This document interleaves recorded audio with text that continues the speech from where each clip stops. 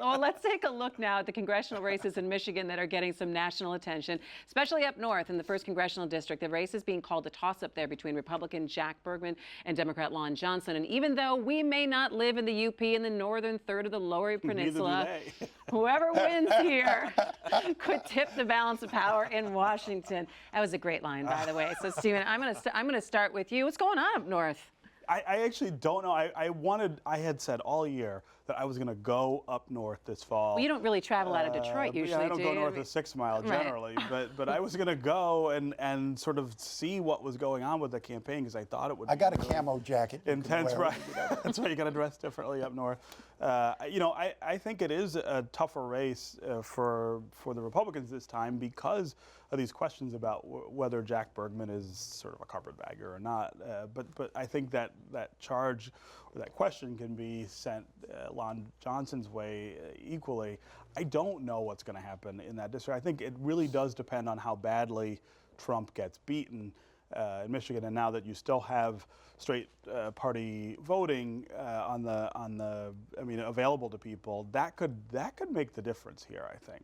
And you have some high-powered people from Washington who are really eyeballing up north as well and kind of lending a little. Well, Johnson's married to one of Clinton's top or Trump's top fundraisers, or Obama's top fundraiser. Wow. So they're getting a lot of out-of-town money, and you know, neither one of these guys has very deep roots in this district. Neither one of them really. Johnson was born there. That is true. As was Bergman, was born in the UP. But that's it. I mean, and so the whole carpetbagger thing has been an issue, and also, you know, trying to touch the values of the district.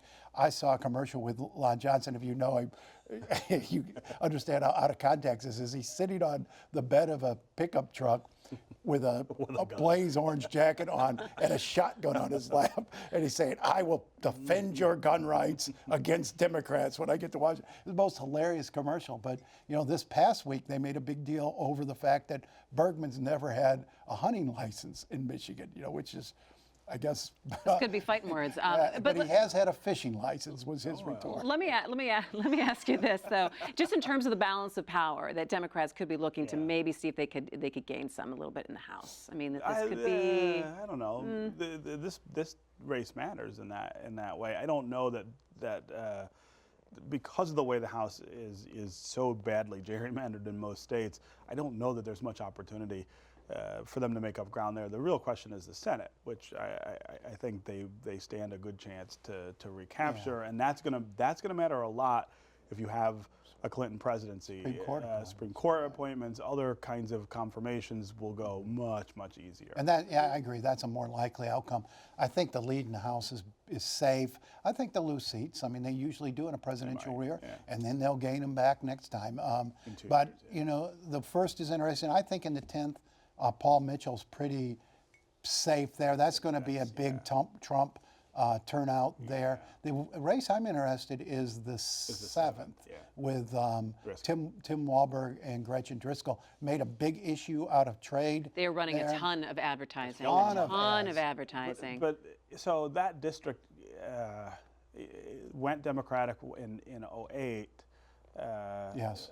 Because of the heavy Barack Obama turnout, and then in 2010, when there was the backlash against them, they lost again. They haven't been able to recapture it again. I don't know that there's enough Democrats in that district to put Tim Walberg out. I just I feel like that's a turnout election. It's totally a turnout. And I can't, you know, it is. The parts of it are huge. Trump strongholds, but it also comes in almost to Ann Arbor, where Clinton has a lot of support. The other one is the Mike Bishop race. She's running, this Susanna Schrickle is running a lot of ads and working that race hard. Paul Ryan was in this last week on behalf of both Bergman and Bishop, but you know, Bishop's getting a little more competition than you would expect for an incumbent. And I think Nolan, you said huge, and then you said Trump, and like 3 words later, and I was like, that's pretty good. All right.